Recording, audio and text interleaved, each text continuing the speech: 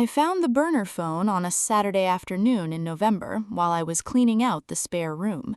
Not searching, not looking for anything specific. Cleaning, the ordinary seasonal kind that accumulates in the rooms of a house that have been used as storage and that eventually require attention. I had been meaning to clear the spare room for 3 months and had been avoiding it with the specific, comfortable avoidance of someone who knows that clearing a room means making decisions about what stays and what goes, and that making decisions takes more energy than leaving things where they are. On the Saturday in November, I ran out of excuses and started clearing. The phone was behind the baseboard heating unit in the corner, the old kind of baseboard unit that has a slight gap between the unit itself and the wall, a gap that accumulates dust and occasionally small objects that have fallen or been placed. I found it because I was cleaning that gap, which I did with a cloth wrapped around a ruler, the way my mother had taught me to clean gaps I couldn't reach otherwise. The cloth came back with dust and a cheap prepaid phone. I held it for a moment. It was the kind of phone that costs $15 at a gas station, no case, scratched, the kind of phone that is purchased specifically to be untraceable. I pressed the power button. It turned on. The battery was at 12%. There was one contact saved in the phone. No name, just a number with a local area code that I did not recognize. There were 14 messages in a conversation with that number. The messages went back 8 months. I could see the thread, back and forth, 2 voices, the ordinary texture of a conversation between people who communicate regularly. I did not read the thread from the beginning. I scrolled to the last message. It was dated 6 weeks earlier. It had been sent from this phone, from the number I was holding, to the unnamed contact. It said, "If you're reading this, Claire, then he didn't do what he promised. Everything you need is in the blue folder in the filing cabinet, 3rd drawer. Use it." I read it 3 times. My name, in a message on a phone that had been hidden behind the baseboard in my spare room. Claire. My name. Someone had written a message addressed to me on a phone I was not supposed to know existed and hidden it in my house. I want to tell you about the 6 seconds between reading the message and my next action because those 6 seconds contained more processing than I can fully reconstruct. Someone knew about this phone and expected me to find it, or someone had hidden it and written the message as a contingency, as something I would find if the thing that was supposed to happen did not happen. He didn't do what he promised. My husband Daniel's name was not in the message, but the he was not ambiguous. We lived in this house. The phone had been hidden in this house. The message was addressed to me. The he that had not done what he promised was the only other person who lived here. Everything you need is in the blue folder in the filing cabinet, 3rd drawer. Use it. Use it for what? Use it how? Use it against whom? I did not yet know the answers to these questions. What I knew was that someone had placed a contingency in my house, a message addressed to me, an instruction about a blue folder, and that the contingency had been triggered because I was reading the message, which meant the thing that was supposed to happen had not happened. I put the phone in my pocket. I went to the filing cabinet. The filing cabinet was in the study. Daniel's domain, as it had always been, the room where his professional materials lived, organized in the specific way he organized things. I had been in the study many times. I had not been in the bottom drawer of the filing cabinet, which was the drawer Daniel kept locked. It was not locked now. I pulled it open. The blue folder was there, exactly where the message had said it would be. A plain blue folder, the kind you buy in packs of 10. Nothing written on the outside. I took it out. I sat down in the study chair. I opened it. Inside the blue folder was a collection of documents that I am going to describe in general terms because some of what they contained is still part of a legal process and because the specific details belong to people who have their own relationship to these events. What I will tell you is the shape of what was there. There were financial records, statements, transaction histories, the specific documentation of money moving in ways that told a story when arranged in the order they had been arranged in this folder. There were photographs, not personal photographs, documentary photographs, the kind taken to record something rather than to remember it. There was a handwritten note, 2 pages. The handwriting was not Daniel's. I did not recognize it immediately. And there was a name at the bottom of the note, a name I knew.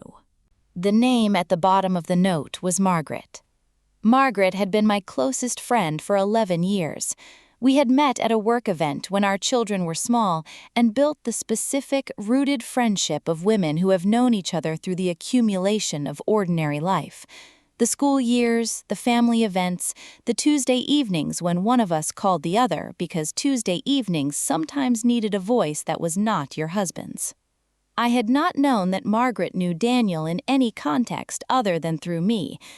I had not known until I sat in the study chair with the blue folder in my lap and read the 2-page note in her handwriting that Margaret had been aware of something about Daniel's professional activities for the better part of a year. I had not known that she had tried to tell him, had confronted him directly, had given him a timeline, had said what she needed him to do and when, and that he had promised and had not delivered. I had not known that she had prepared this contingency because she had not fully trusted the promise, because she had known me for 11 years and had decided in the event that the promise was broken that I deserved to know what she knew. She had hidden the phone in my house. She had addressed the last message to me. She had left the folder where I would find it if I found the phone. I called Margaret before I called anyone else. She answered on the second ring. She said my name in the voice of someone who has been waiting for a call and who is not surprised that it has come. I said, "I found the phone." She was quiet for a moment. Then she said, "I'm sorry, Claire." I said, "Tell me everything." She told me. It took a long time. I sat in the study chair with the blue folder on my lap, and I listened to 11 years of friendship tell me something it had been carrying for almost a year. Not easily, I could hear in her voice the specific weight of someone who has been holding difficult information and who is both relieved and grieved to be putting it down. She had found out through her husband, who worked in an adjacent professional field to Daniel's and who had encountered something he had not expected to encounter and had brought it home because he had not known what else to do with it. Margaret had spent 2 months deciding what to do with what her husband had told her. She had confronted Daniel because she had believed, genuinely, that confrontation would produce action, that Daniel would handle what needed to be handled, and that I would never need to know. He had promised. 6 weeks had passed. Nothing had been handled. She had written the note, she had hidden the phone, she had left the folder. When she finished, I said, "Why didn't you just tell me?" She said, "Because I hoped I wouldn't have to, because I thought he would fix it and it would be over and you would never need to carry this." She said, "I was wrong about him. I'm sorry I was wrong about him." I said, "You weren't wrong about me." She said, "No, I wasn't wrong about you." I called Sandra at 9 the following morning. Sandra, who had become over the years the attorney I called when the situation was real and required someone who would not flinch at what it contained.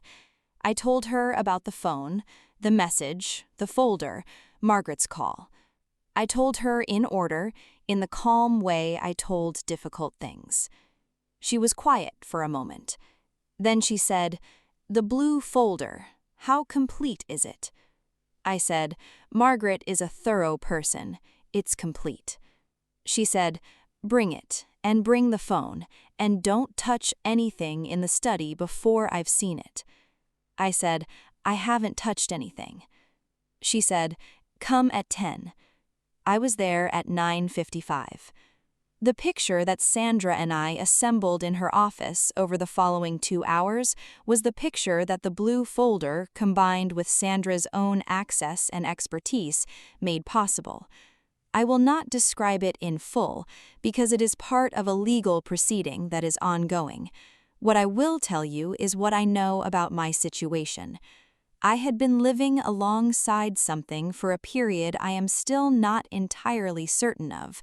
Not a second family, not an affair, something professional, something that had implications that extended beyond our household, but that had been conducted in part in our household, using resources that were in some portion mine. Daniel had known about Margaret's confrontation. He had known for 6 weeks that she had given him a timeline and that the timeline had passed. He had either believed she would not follow through or had decided in the specific way that people decide things they should not decide, to manage the situation differently than she had instructed. He had been wrong about Margaret, too. I told Daniel on a Sunday evening. Not with anger. I had processed the anger over the Saturday afternoon and the Sunday morning, in the specific, necessary way that anger needs to be processed before it can be set aside in favor of the clearer thing. What I sat across from him at the kitchen table with was not anger, but the documentation, the blue folder, the phone, Sandra's summary of what the folder contained and what it meant. I put them on the table. I said, Margaret found out about 8 months ago. She gave you a timeline. You made a promise. The timeline passed. He looked at the table. I said, she hid a phone in the spare room with a message addressed to me. She left a folder in the filing cabinet. She told me to use it. He said, Claire. I said, Sandra has seen everything. The process is already moving. What happens next is happening with or without this conversation. What this conversation is for is so that you hear it from me first. He was very still. I said, I'm not angry at Margaret. I want you to know that. She tried to protect me the only way she could, when the person who was supposed to protect me wouldn't. He said, I was going to. I know, you were going to. 6 weeks ago, and before that. I said, Sandra will be in touch Monday. Then I got up from the table. I went upstairs. I sat on the edge of the bed, and I thought about Margaret. 11 years of her, the Tuesday evenings, the school years, the accumulated ordinary friendship of 2 women who had known each other through the building of their lives. I thought about her sitting with what she knew for 8 months, about the confrontation she had had with Daniel that I had not known about the note she had written, and the phone she had hidden, and the message she had addressed to me. If you're reading this, Claire, then he didn't do what he promised. She had known me for 11 years, and she had known, when she hid that phone, that I would clean the spare room eventually, that the cloth wrapped around the ruler would find what was in the gap, that I would turn the phone on, that I would scroll to the last message. She had known me well enough to build a contingency around the way I clean. That is what 11 years of friendship produces. That is what I held on to, sitting on the edge of the bed on a Sunday evening after the hardest conversation of my recent life. Not what Daniel had done, not the process that was now moving, not the weeks and months of difficulty that I could see ahead of me clearly and without illusion. Margaret, who had tried to protect me the only way she could when the person who was supposed to protect me wouldn't. I want to say something about the spare room and why I had been avoiding cleaning it for 3 months. Avoidance is not always avoidance. Sometimes it is the specific unconscious postponement of a task that will produce something you are not ready for, even when you do not know, consciously, that there is something to produce. I did not know the phone was there. I had no reason to suspect. I avoided cleaning the spare room for 3 months because spare rooms are the kind of rooms that accumulate things, and clearing them requires decisions, and making decisions takes energy. That is the ordinary, unromantic truth. And yet, on a Saturday in November, I stopped avoiding it. Something in me decided it was time. I got the cloth and the ruler, and I did the thing I had been putting off. And the cloth came back with the phone. I do not believe this was fate. I am not someone who believes in fate. I believe in the specific, ordinary truth that rooms get cleaned eventually, and that things that are hidden are found eventually, and that the people who love you will find ways to reach you that account for who you actually are. Margaret knew I would clean the spare room. She knew it would take me a while. She waited. She was right. I want to say something to every woman who has a friend like Margaret. Tell her, whatever you are carrying about the people in her life, the thing you saw, the thing you heard, the thing you have been sitting with for 8 months deciding whether it is yours to share, tell her. Not carelessly, not without thought, not before you have tried, as Margaret tried, to give the right person the chance to handle it. But when the chance has passed and the promise has been broken and the timeline has expired, tell her. She deserves to know. She can handle it. She is more capable of handling it than the person who failed to handle it gave her credit for. Margaret knew I could handle it. She built a contingency that trusted me with the truth. That is the most loving thing anyone has done for me in a difficult year. And if you are Margaret, if you are someone who knows something and is sitting with it and wondering whether to act, build the contingency, leave the folder, write the message. She will find the phone. She doesn't stay silent. She doesn't stay broken. She rises. Sometimes rising starts with a cloth wrapped around a ruler and a gap behind a baseboard heater. Sometimes the person who saves you is the one who hid the phone. Subscribe. New story every week, and every single one of them ends the same way. She rises. Leave a comment. Have you ever had a friend do something brave to protect you? Or have you ever been the friend who had to decide whether to tell? I read every single one.